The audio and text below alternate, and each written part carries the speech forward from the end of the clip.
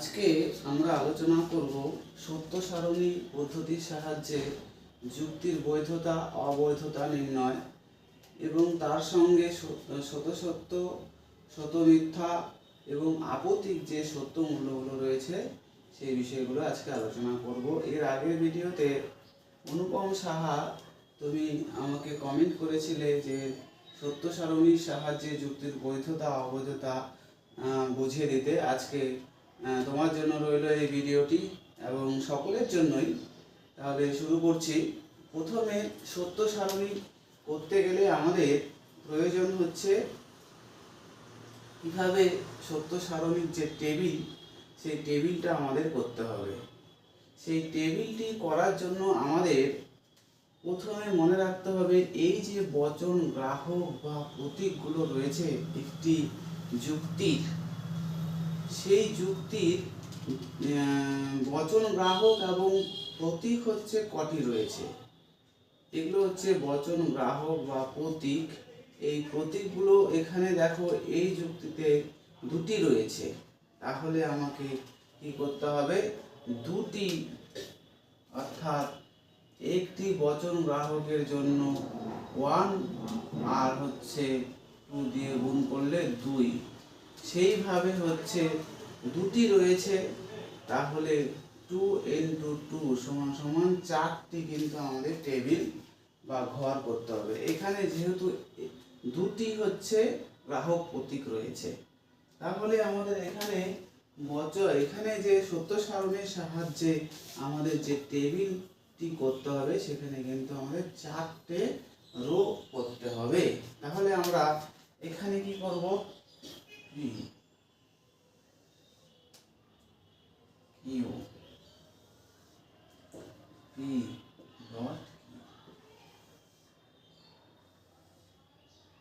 এক, দুই, তিন এবং 4।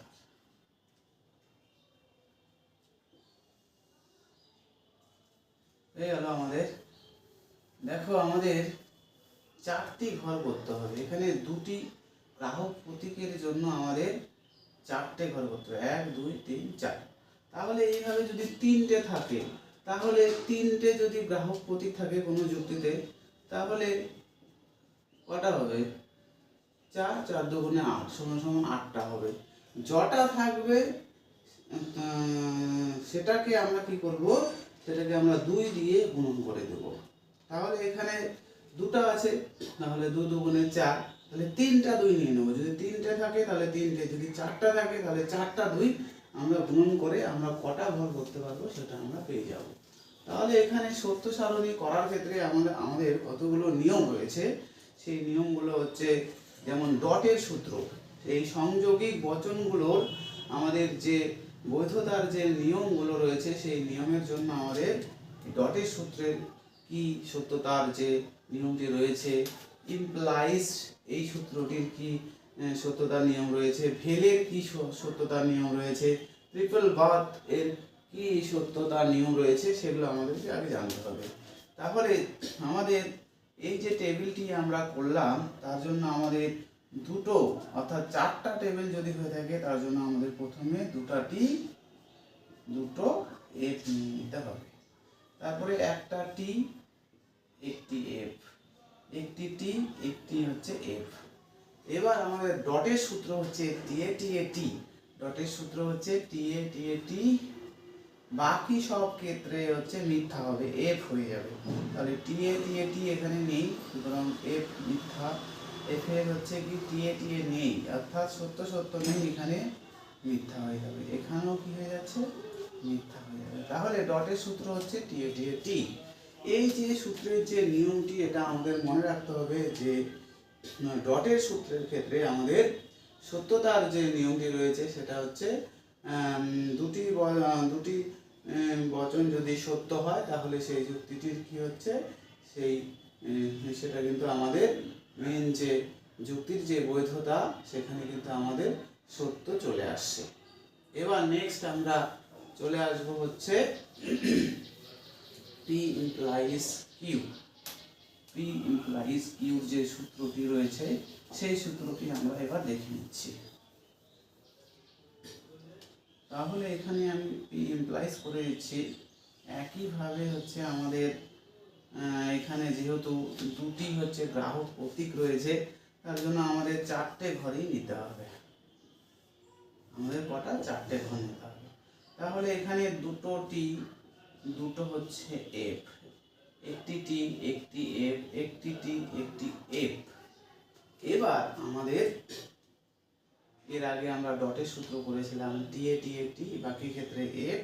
এবার আমরা ইমপ্লাইজ এর সূত্র যেটা আমরা করব টি এফ এ এফ, টি এফ এ এফ, বাকি সব ক্ষেত্রে টি হতে পারে। টি এফ এ এফ নেই, অর্থাৎ এটা টি, এটাও টি হয়ে যাবে। টি এফ এ এফ, বাকি সব ক্ষেত্রে টি হয়ে যাবে। তাহলে এটা হচ্ছে আমাদের মনে রাখতে হবে যে ইমপ্লাইজ এর সূত্রে টি এফ এ এফ আর বাকি সব ক্ষেত্রে F T, F T, F F, হ্যাঁ টি টি, সেই সব ক্ষেত্রে কিন্তু আমাদের সেই সত্য মূল্যটা কিন্তু আমাদের সত্যই আসবে, টি চলে আসবে। নেক্সট আমরা চলে আসব পি ভেল কিউ। নেক্সট আমরা চলে আসব পি ভেল, পি ভেল কিউ। এখানে আমি ভেল করে দিয়েছি। এবার তার জন্য আমাদের কি করতে হবে? চারটে ঘর করতে হবে। 1 2 3 4। তাহলে একইভাবে T T F F, T F T F. এবার ভেলের সূত্র আমাদের যেটা রয়েছে সেটা হচ্ছে এফ এ এফ এ এফ, বাকি সব ক্ষেত্রে আমাদের টি হয়ে যাবে। তাহলে এটা আমাদের মনে রাখতে হবে যে ভেলের সূত্র যে রয়েছে সেখানে আমাদের এফ এ এফ এ এফ, বাকি সব ক্ষেত্রে টি হয়ে যাবে। নেক্সট আমাদের যে ট্রিপল বার্থ রয়েছে সেটা আমাদের কি রয়েছে? এটাকে দ্বি প্রাকল্পিক বচনও বলা হচ্ছে।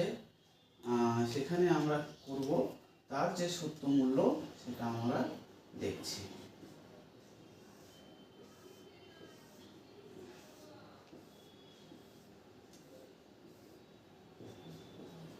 টি F T F T F. এবার দেখো ট্রিপল বার্থের যে সূত্রটি রয়েছে সেখানে আমরা টি এ টি এ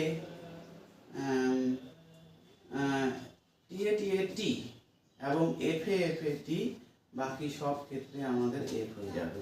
অর্থাৎ আমরা ট্রিপল বার্থের সূত্রে এফ এ এফ এ টি এবং টি এ টি এ টি, বাকি সব ক্ষেত্রে হচ্ছে আমাদের এফ হয়ে যাবে। তাহলে ডটের সূত্রে আমরা দেখলাম যে ডটের সূত্রে পি ডট কিউ, এই সূত্রে আমরা দেখলাম যে টি এ টি এ টি, এটা মনে রাখতে হবে, বাকি সব ক্ষেত্রে এফ। এবং ইমপ্লাইজের সূত্রে আমরা দেখলাম টি টি এফ এ এফ, বাকি সব ক্ষেত্রে টি। তারপরে ভেলের সূত্রে আমরা দেখলাম যে এফ এ এফ এ এফ এ এফ এ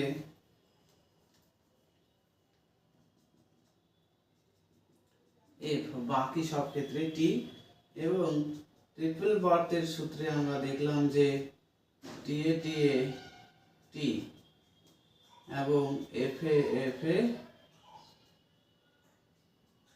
টি, আর বাকি সব ক্ষেত্রে হচ্ছে আমাদের এফ হয়ে যাবে। তাহলে আজকে আমরা এই সত্যমূল্য কিভাবে একটি যুক্তির, আমরা এই সত্যমূল্যের সাহায্যে যুক্তির বৈধতা এবং অবৈধতা আমরা নির্ণয় করব। তাহলে আমরা যুক্তির অবৈধতা এবং বৈধতা নির্ণয় করার জন্য একটি যুক্তি আমরা নিয়ে নিচ্ছি। তাহলে একটা যুক্তি আমরা দেখি যে পি ইমপ্লাইজ কিউ, তারপরে রয়েছে হচ্ছে কিউ ইমপ্লাইজ পি এবং ডট পি ভেল কিউ। এই যুক্তিটির ক্ষেত্রে আমরা কিভাবে বৈধতা এবং অবৈধতা নির্ণয় করব। তাহলে সেটা নির্ণয় করার জন্য আমাদের দেখতে হবে এই যুক্তিটিতে কটি হচ্ছে গ্রাহক প্রতীক রয়েছে। এখানে দুটি রয়েছে, একটি হচ্ছে পি আর একটি হচ্ছে কিউ। তাহলে আমার চারটি ঘর হবে। তাহলে আমরা চারটি সেই ঘর করে নেব। অর্থাৎ প্রথমে আমি পি করলাম, তারপরে কিউ করলাম, তারপরে আমরা পি ইমপ্লাইজ কিউ করলাম, তারপরে কিউ ইমপ্লাইজ পি করলাম, তারপরে আমরা কি করব পি ভেল কিউ। এবার আমরা কি করছি, সেই চারটি আমরা ঘর করে নিচ্ছি, চারটি ঘর আমরা করে নিলাম।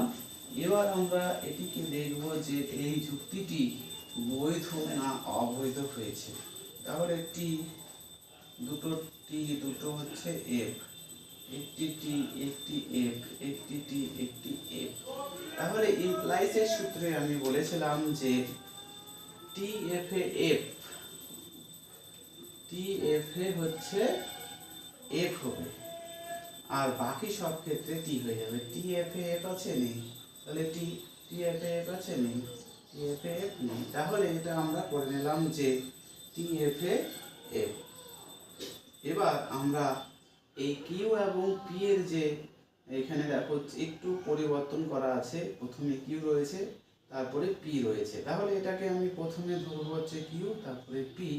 তাহলে এটার ক্ষেত্রেও আমরা টি এফ এ এফ ধরবো, বাকি সব ক্ষেত্রে টি। তাহলে এটাও টি হচ্ছে, দেখো এটাও টি এফ এ এফ নেই, তাহলে টি, এটা হচ্ছে টি এফ এ এফ রয়েছে, টি এফ এ এফ রয়েছে, তাহলে কিন্তু এটা এফ হয়ে যাচ্ছে।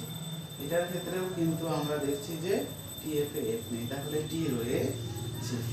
এবার আমরা পি ভেল কিউ, এটাকে আমরা কি করে করব, এখানে তো পি এবং কিউর মান আমরা পেয়ে গিয়েছি, তার জন্য তাদের যে সত্যতা নির্ণয়ের জন্য। তাহলে এখানে আমরা কি দেখব যে ভেলের সূত্রে আমরা দেখেছিলাম যে এফ এ এফ এ এফ, বাকি সব ক্ষেত্রে দেখো এফ এ এফ এ এফ নেই, এফ এ এফ এ এফ নেই, বাকি সব ক্ষেত্রে টি। এফ এ এফ এ এফ নেই, বাকি সব ক্ষেত্রে টি। এফ এ এফ এ এফ নেই, বাকি সব ক্ষেত্রে টি। এফ এ এফ এ এফ নেই, এই দেখো এফ এ এফ এ এফ।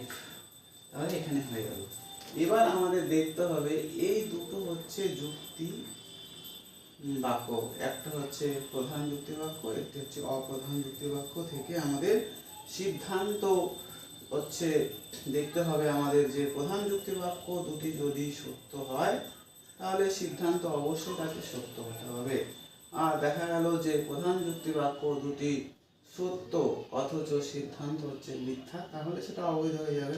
তাহলে এটা প্রধান এবং টি এটা ঠিক আছে, দেখো প্রধান যুক্তি বাক্যের এটা সত্য, এটা অপ্রধান যুক্তি বাক্যের এটিও সত্য, তাহলে এক্ষেত্রে আমাদের কি হয়ে গেল, সত্য হলো। কিন্তু দেখো এমন কোন ক্ষেত্র রয়েছে কি এটা আমাদের দেখার দরকার নেই, দুটি যুক্তি বাক্য যদি সত্য হয় তবেই আমরা দেখবো যে এখানেও দেখো দুটি যুক্তি বাক্য সত্য, কিন্তু দেখো এখানে কিন্তু অ্যাকচুয়ালি আবার মিথ্যা হয়ে গিয়েছে। তাহলে যে কোনো যুক্তির যে কোনো একটি সারিতে যদি প্রধান যুক্তিবাক্য এবং অপ্রধান যুক্তিবাক্য সত্য হয় এবং সিদ্ধান্ত যদি মিথ্যা হয়ে যায় তাহলে যুক্তিটি কিন্তু আমাদের অবৈধ হয়ে যাবে। তাহলে এই যুক্তিটা হচ্ছে কি অবৈধ, এই যুক্তিটি আমাদের হয়ে গেল অবৈধ। নেক্সট আমরা একটি বৈধ যুক্তি আমরা করি, তাহলে আমরা বুঝতে পারবো যে যুক্তির বৈধতা এবং অবৈধতা কিভাবে নির্ণয় করা যায়।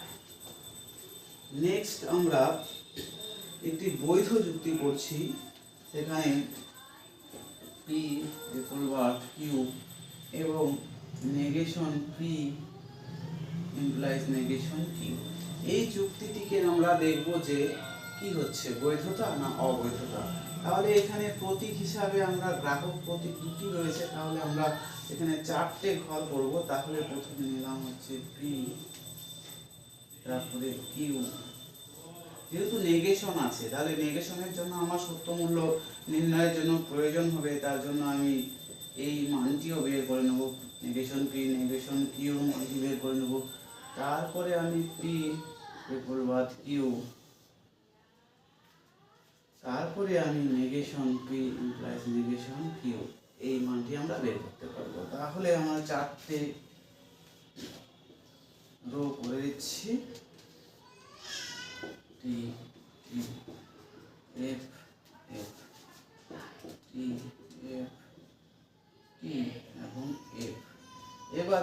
পি এর মান টি যদি হয় তাহলে এর হচ্ছে নেগেশন রয়েছে, তাহলে এখানে এফ হবে, উল্টো হবে, টি আছে এফ হবে, এফ আছে টি হবে, এফ আছে টি হবে। কিউর মান টি আছে এফ হবে, এফ আছে টি হবে, টি আছে এফ হচ্ছে এফ আছে টি হবে। তাহলে আমার ট্রিপল বাতের সূত্র হচ্ছে এখান থেকে আমরা পেয়ে যাবো টি এ টি, বাকি সব ক্ষেত্রে, বাকি ক্ষেত্রে সব ক্ষেত্রে না, বাকি ক্ষেত্রে এখানে এফ, বাকি ক্ষেত্রে এফ, এফ এ হয়ে যাচ্ছে আবার কি আমাদের এফ এ আমাদের হয়ে যাচ্ছে কিন্তু টি। তাহলে আমাদের এফ এ হয়ে যাচ্ছে কিন্তু টি। ট্রিপল বাতের সূত্র আমরা পেয়ে গেছি। এবার নেক্সট নেগেশন কি, নেগেশন কিউ ইমপ্লাইসের সূত্রে আমরা দেখবো যে টি এফ এ এফ আছে কি, বাকি সব ক্ষেত্রে টি। টি এফ এ এফ নেই, তার মানে হচ্ছে টি। টি এফ এ এফ আছে কি, নেই টি। টি এফ এ এই যে এখানে আছে হচ্ছে এফ, টি এফ এ এফ নেই, বাকি সব ক্ষেত্রে হচ্ছে টি, বাকি সব ক্ষেত্রে মানে টি হয়ে যাচ্ছে। এবার এখানে আমরা দেখব এই যুক্তিটি বৈধ না অবৈধ। এটি দেখার জন্য আমাদের এটা হচ্ছে দেখতে হবে যে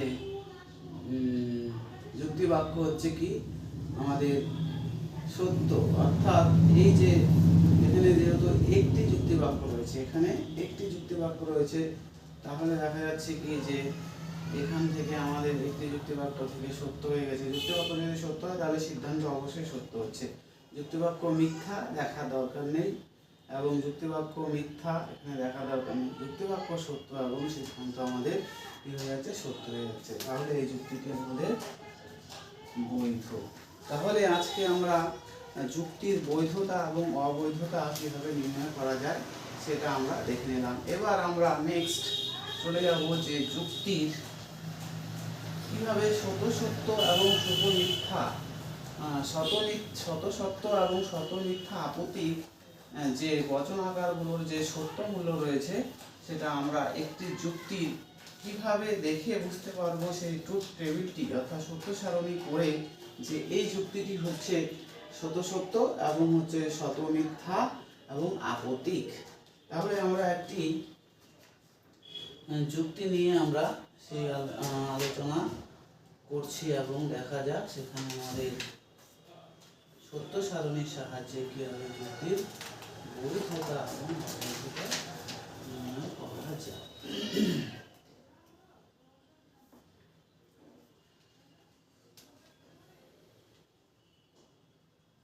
প্রথমে আমি একটা যুক্তি নিচ্ছি এখানে যে পি ভেল কিউ,